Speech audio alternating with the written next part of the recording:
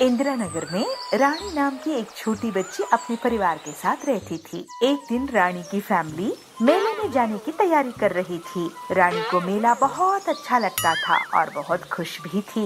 हम आज मेले में जाएंगे, बहुत सारी मिठाई खाएंगे, बलून फोड़ेंगे और बताशे लाएंगे। मेले में जाने से पहले रानी को उसकी माता और पिता बहुत सारी चीजें समझाते हैं, जैसे कि रानी बेटा, मेले में चलते वक्त हमारे हाथ पकड़ के ही चलना, हमें छोड़ के दूर कहीं ना जाना।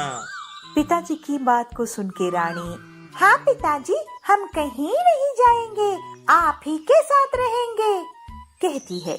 और उसकी माँ कहती है, देखो रानी, कोई अगर कुछ भी देना, खाना नहीं, आपको जो चाहिए हमें बताओ, हम आपके लिए खरीदेंगे। तो माँ को भी रानी कहती है, हाँ माँ, जैसे आप कहो। तो ऐसे तैसे करके रानी और उनकी परिवार की यात्रा चल पड़ती है मेले की ओर। मेले में जाते वक्त सब लोग नाश्ता करने के लिए उतर जाते हैं। अरे जल्दी जल्दी नाश्ता खत्म कर लो, वरना मेले में जाने के लिए देरी होगी। रानी बेटा, आ जाओ, तुम भी खा लो, यहाँ वहाँ देखते पीछे ना रह जाना। सबकी बातों को रानी मुंडी हिलाती है, मगर रास्ते में आने जाने वाली गाड़ियों को देखते, उसमें बैठे लोगों को टाटा करते हुए और हड़बड़ी में रानी की पूरी फैमिली रानी की ख्याल न करते हुए चले जाते हैं। बीच रास्ते में खड़ी रानी को याद आता है कि अपना परिवार चला गया है, ना उसको घर का पता है और ना मेले का। घर का रास्ता नहीं मिलने के कारण रानी काफी देर से परेशान हो जाती है। रानी के घर वाले मेले में जाने की खुशी में गाते बजाते आगे निकल जाते हैं। उनके साथ मेले में जाने वाले और परिवार भी जुड़ जाते हैं और रानी अपने साथ नहीं है, इसका ख्याल ही उन्हें नहीं आता है। घर की रास्ता ढूंढने में परेशान रानी, अरे चाचू, आपको इंदिरा नगर का रास्ता पता है? अरे नहीं बेटा, इंदिरा नगर में कहाँ जाना है आपको? मेरी घर की पता तो पूरा मुझे नहीं पता। ऐसे कहते हुए रानी आगे निकल जाती है। रानी को भूख बहुत सताने लगती है। भूख से जोर से रोती हुई रानी चलते चले जा रही है। ऐसे ही अपने घर की पता ढूंढते हुए रोते जाने वाली रानी को रास्ते में चॉकलेट की गाड़ी गुजरता हुआ नजर आता है और उस गाड़ी से एक बड़ा सा चॉकलेट नीचे गिर जाता है। रानी के तो भाग्य खुल गए। रोते रोते जाने वाली रानी की मुंह पे मुस्कुराहट आती है। अरे मुझे भूख लगी थी तो भगवान ने इतनी बड़ी चॉकलेट दे दी। ऐसे कहते हुए रानी अपने घर की रास्ता ढूंढना भूलकर उस चॉकलेट को उठाती है। चॉकलेट इतना बड़ा था कि रानी के हाथ से उसको उठाना भी नहीं हुआ। तो रैपर खोल के रानी एक जगह पे एक टुकड़ा तोड़ के खाने शुरू करती है और उसी समय वहाँ पे एक पुलिस की गाड़ी आती है। रानी को फट से याद आ जाता है कि उसे घर भी पहुँचना है, तो दौड़ के जाके पुलिस की गाड़ी को रोक लेती है। पुलिस अंकल, मैं ना रास्ता भूल गई हूँ, मुझे घर जाना है। बेटा, आपका घर कहाँ है? एड्रेस क्या है? मुझे तो सिर्फ इतना पता है कि मेरा घर इंदिरा नगर में है। तब पुलिस वाला भी परेशान हो जाता है और रानी को कहता है, कोई बात नहीं, हम आपको घर पहुंचा देंगे। कहते हुए रानी को गाड़ी में बिठाता है, मगर रानी थोड़ी ही आने वाली थी। वो कहती है, पहले अपना चॉकलेट उठा ले। पुलिस वाला भी डट जाता है, या रानी को ले जाएगा या फिर चॉकलेट को। तो रानी दोनों हाथों से खींचते हुए उस चॉकलेट को गाड़ी में चढ़ा देती है। गाड़ी में बैठ के पेट भर चॉकलेट खाती है। रानी ने सोचा, थोड़ा बहुत इसे पुलिस वाले को भी दे दे और बाकी बचा हुआ घर ले जाए, ताकि घर में जो उनके परिवार है वो भी खा सके। हाँ, इतनी अच्छी चॉकलेट तो अकेले नहीं खाना चाहिए, ज्यादा चॉकलेट खाने से दांत सड़ जाते हैं ना। ऐसे मन में कहते हुए पुलिस वालों को भी एक एक टुकड़ा चॉकलेट तोड़ के देती है। उतने में पुलिस स्टेशन भी आ जाता है। इस तरफ पुलिस स्टेशन में रानी की पिताजी और माँ भी थे। वो कंप्लेंट लिखाने आए थे रानी के बारे में। अपनी माँ और पिताजी को देखते हुए रानी दौड़ के आती है। और कहती है, माँ और पिताजी देखो ना मैं क्या लाई हूँ। अरे रानी बेटा, आप कहाँ चले गए थे? रानी, तुम्हें इतना समझाया था ना कि मेले में जाते समय हाथ नहीं छोड़ना चाहिए। हम कितना घबरा गए थे। कहाँ गए थे आप? और पुलिस की गाड़ी में आप कैसे आए? अरे माँ, मुझे ना भूख लगी थी और घर का रास्ता भी नहीं पता था, तो मैं वहाँ पे ये चॉकलेट मिला, खाते बैठी थी। पुलिस अंकल मुझे घर जाने की प्रॉमिस करके यहाँ लेके आए हैं। अच्छा हुआ तुम्हें यहाँ तक ले आए। हाँ पिताजी, आप यहाँ पे हो ना, अच्छा ही हुआ। कहते माँ और पिताजी की दोनों को हाथ पकड़ के गाड़ी तक ले जाती है और माँ पिताजी गाड़ी में देखते हैं कि इतना बड़ा चॉकलेट पड़ा है। अरे रानी, आपको इतना बड़ा चॉकलेट किसने दिया? कहा था ना कि कोई कुछ दे तो आप उसको खाना नहीं। अरे माँ, मैंने किसी से मांगा नहीं और किसी ने मुझे दिया भी नहीं। ये बड़ा चॉकलेट जब चॉकलेट की गाड़ी जा रही थी उससे गिर गई थी, तो हमने भूख लगी थी तो लेके खा लिया। रानी को वापस पाने की खुशी में उस चॉकलेट को भी लेके स्टेशन में सबको चॉकलेट बांटती है रानी की माँ और पुलिस इंस्पेक्टर को धन्यवाद कहते हुए रानी के साथ वापस खुशी खुशी घर चले जाते हैं। छतरपुर नगर में वेदा और उसका परिवार रहता था। वेदा की परीक्षा खत्म होते ही छुट्टी के लिए नानी के घर जाने की तैयारी चली। वेदा की माँ सारी तैयारियां करते हुए कहती है, अरे वेदा, अच्छे अच्छे कपड़े पहन लेना और अच्छे कपड़े पैक भी कर लेना, नानी के घर जाना है ना। और वेदा के पापा वेदा को बुला के कहते हैं, वेदा, जो खिलौने चाहिए उसे भी पैक कर लो। नानी के घर में खिलौने नहीं मिलेंगे, फिर वहाँ तुम बोर हो जाओगी तो क्या करोगी? तो वेदा कहती है, मैंने सुना है दादी के घर में बाग बगीचे बहुत थे। यह सुन के हंसते हुए पापा कहते हैं, बाग बगीचे तो है, मगर आपको आदत कहाँ है? ऐसे ही सारी तैयारियां करके नानी के घर के लिए निकल पड़ते हैं। वेदा नानी के घर पहुंचते ही नानी को ले लगाते हुए कहती है, नानी, पापा कहते हैं मैं यहाँ बोर हो जाऊंगी। तब नानी हंसते हुए बोलती है, अरे बेटा, आम की बगीचे में एक चक्कर लगा के आ जाओ, पूरा दिन गुजर जाएगा। नानी की बातों को आजमाने के लिए वेदा नाश्ता वाश्ता करके आम के बगीचे के लिए निकल पड़ती है। आम के बगीचे के रास्ते में जाते जाते वेदा को दोस्त भी मिल जाते हैं। वहाँ वेदा ढेर सारे आम खाती है और दोस्तों को भी खिलाती है। सारे मिलके खूब मजे लूटते हैं और खेलते भी हैं। मगर बगीचे का माली आके वेदा और दोस्तों को वहाँ से भगा देता है। एक दिन वेदा को खेलते खेलते चोट लग जाती है। वेदा की दोस्तों ने वेदा को उठाकर घर पहुँचाया और उसकी मम्मी को उसको चोट लगने की बात भी बताई। सही समय पर वेदा को दवाई और मालिश करने की वजह से जल्द आराम मिला। माँ, यह सारे मेरे दोस्त हैं। हम सब बहुत आम खाए और बगीचे में खूब खेले, मगर माली ने हमें भगा दिया। माँ, यह सुन के वेदा की माँ को बहुत बुरा लगा। वेदा की माँ ने उन सारे दोस्तों को धन्यवाद किया और उन्हें ढेर सारे आम भी खिलाए और माली को बुलावा गया। माली वेदा के घर पहुँचता है और हाथ जोड़ के खड़ा हो जाता है। अरे माली काका, ये सब हमारे बच्चे हैं, आपने इन्हें डांटा क्यों और बगीचे से भगाया क्यों? मेम साहब, ये बच्चे व्यर्थ आम तोड़ रहे थे। बच्चे शरारत नहीं करेंगे तो क्या बड़े करेंगे? गलती हो गई मेम साहब। और वेदा जब गिर गई तो आप कहाँ थे?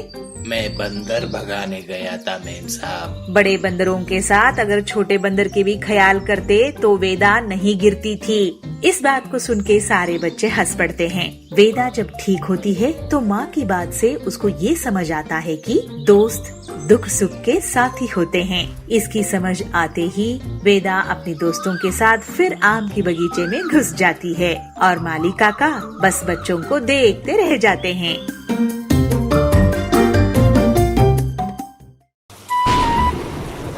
एक जंगल में एक हरा भरा आम का पेड़ था। आम के पेड़ पर संगीत नाम की एक कोयल रहती थी। उसने बहुत सुंदर घोंसला बनाया हुआ था जिसमें उसके छोटे छोटे बच्चों के साथ वो रहती थी। छोटे होने के कारण वो बच्चे अभी उड़ना सीख ही रहे थे, तो संगीत उनके लिए खुद वो खाना ढूंढ कर लाकर अपनी चोंच से प्यार से खिलाती थी। एक दिन जोरों शोरों से बरसात शुरू हो गई। बिजली गरज रही है, बारिश हो रही है। तभी संगीत के बच्चों को जोर से भूख लगने लगी।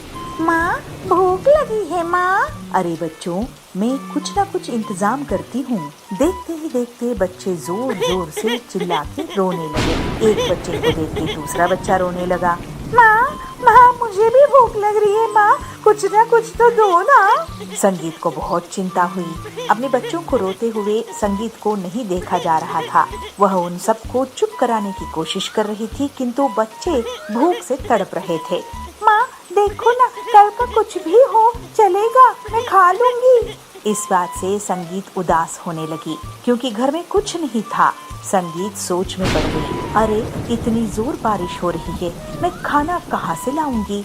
मगर मैं खाना नहीं लाई तो बच्चों को भूखा शांत कैसे कर पाऊंगी? ऐसे मन में अपने हिसाब किताब लगा रही है और सोच रही है। काफी सोचने के बाद संगीत ने एक लंबी उड़ान भरी और पंडित जी के घर आ पहुंची। पंडित जी ने प्रसाद में मिले चावल, दाल, फल, सब्जी सब सूखने के लिए आंगन में रखा हुआ था। कोयल ने उसको देखा। अरे यहाँ पे तो काफी सारा भोजन है, मैं अपने बच्चों को जरूर पेट भर खिला सकती हूँ। यह सोचते हुए बच्चों के लिए अपने मुंह में संगीत ने ढेर सारा चावल लिया और पैरों से एक फल भी ले लिया और झटपट वहाँ से उड़ गई। भीगी भागी सी जैसे ही वो घोंसले में पहुँचती है तो सभी बच्चे एक साथ पूछते हैं, माँ आप भीग गए हो?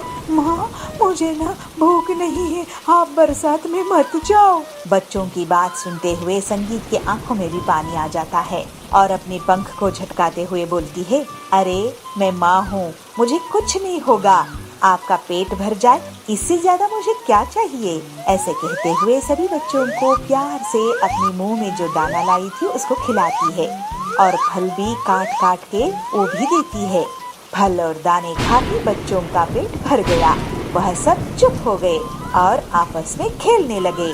संसार में माँ की ममता का कोई जोड़ नहीं है।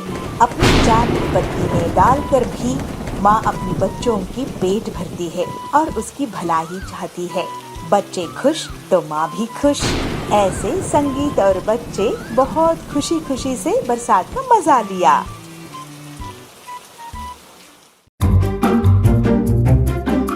चंद्रा और सुशी दोनों बहुत अच्छे दोस्त थे। चंद्रा एक दिन अपनी दोस्त सुशी के घर आती है। घर के अंदर आते हुए अपनी दोस्त को बुलाती है, अरे ओ सुशी, क्या कर रही हो? सुशी अंदर से आते हुए, अरे चंद्रा तुम आओ ना, बहुत दिनों के बाद दर्शन दिए। अरे मैं कोई भगवान हूँ जो दर्शन दूंगी? अरे मैंने कब ऐसे कहा? तो फिर कैसे कहा? अरे बस भी करो ना यार। अरे मैं तो चुप ही हूँ ना। अरे तुम बदलोगी नहीं? अरे मैं तो ऐसी ही हूँ ना, तुम ही बता दो कैसे बदलना है। अरे चुप करो यार, तुम्हें लगता है कि तुम्हारी बेतुकी बातों से हंसी आएगी? तो क्या फिर रोना आएगा? अरे यार मैं जाऊंगी यहाँ से, मेरे से तुम्हारी बातें सुनना नहीं होगा। ऐसे कहते हुए बस अब उठ के जाने वाली थी तो चंद्रा बोलती है, अरे बस करो ना यार, मैं तो मजाक कर रही थी, बैठ भी जाओ। हाँ अब बोलो। अरे क्या बोलूं? अरे घर में बैठ के बहुत बोर हो रही हूँ यार। बोर हो रही हो तो फिर मोटर उतार दो, पानी बाहर आएगा। क्या अब तुम शुरू कर दोगी? तो क्या समझी, सिर्फ तुम्हें ही डायलॉग मारने आता है? हमें भी आता है। तो फिर ठीक है, तुम भी डायलॉग मत मारो, मैं भी नहीं मारूंगी। मगर तो फिर क्या, ऐसे क्यों गैप दे रही हो?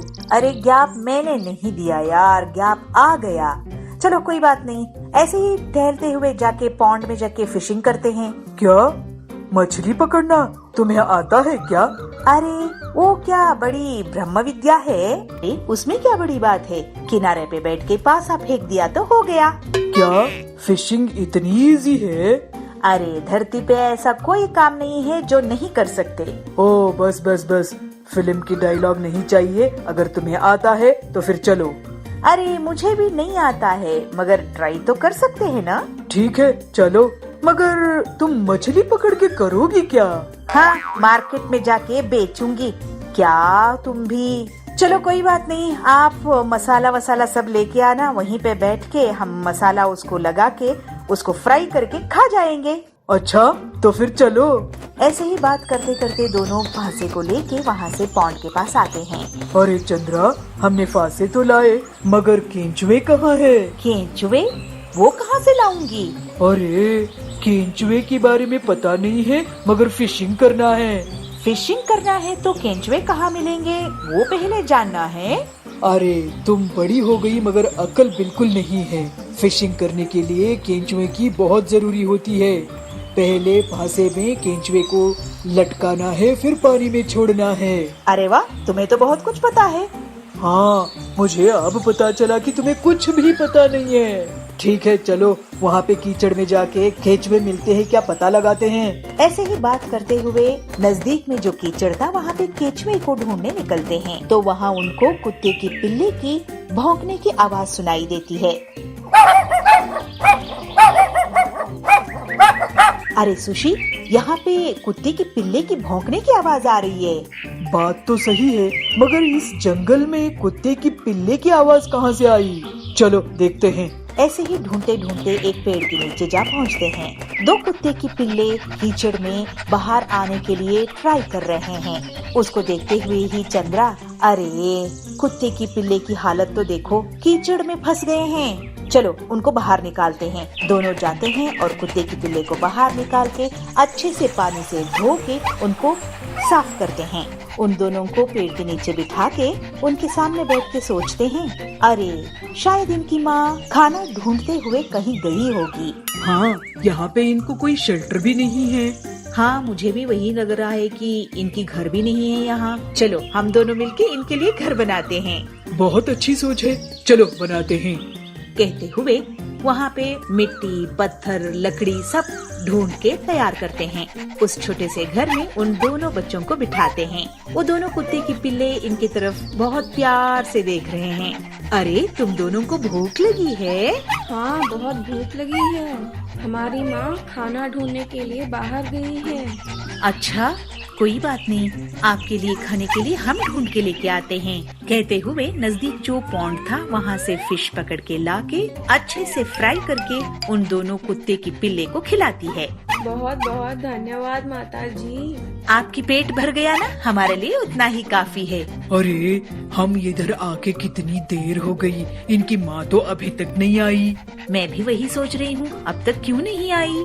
चलो आसपास हम ढूंढ के आते हैं। कहते हुए आसपास में ढूंढते हैं। उन कुत्तों की माँ कहीं नजर नहीं आती। हताश होके फिर उन कुत्तों के पास आके, अरे तुम्हारी माँ तो कहीं नजर नहीं आ रही है, कहाँ गई है, उसे क्या हुआ है, किसे पता।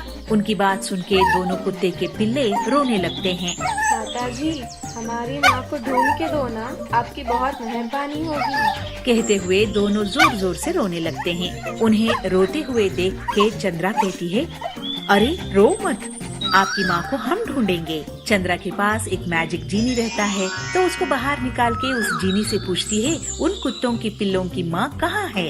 अपने आका की बात मानते हुए उन कुत्तों की माँ कहाँ है वो ढूंढ निकालती है।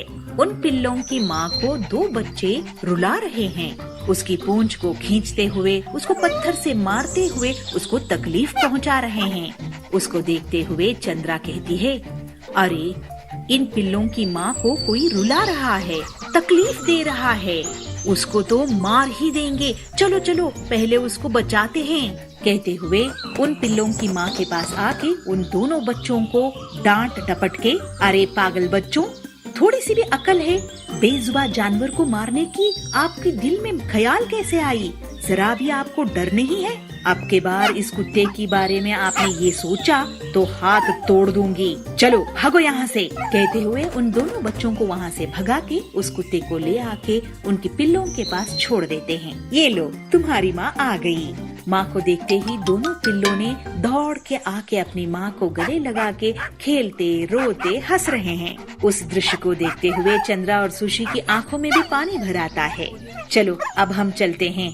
कहते हुए पीछे मुड़ के देखते आगे चल पड़े। तभी चंद्रा को लगता है कि अपने दुपट्टा कोई खींच रहा है। पीछे मुड़ के देखती है तो उसको आश्चर्य होता है। दोनों कुत्ते के पिल्ले चंद्रा की दुपट्टा को खींच रहे हैं। तब प्यार से चंद्रा उनके पास जाके, अरे तुम्हारी माँ तो आ गई है ना, अब डरने की कोई बात नहीं है, कहते हुए वहाँ से निकल पड़ती है। बहुत दूर तक कुत्तों की पिल्लों ने चंद्रा को ही देख रहे थे। सुशी भी चंद्रा को देख रही थी। अरे ऐसे क्यों देख रही हो? अरे चंद्रा, मैं तो तुम्हें बातूनी चुलबुली ही समझती थी, मगर तुम्हारी दिल में भी इतनी दया कृपा है, ये मुझे अभी पता चला। मेरी दोस्त है, इसके लिए मुझे बहुत गर्व होता है। कहते हुए दोनों हंसते खेलते घर पहुँचते।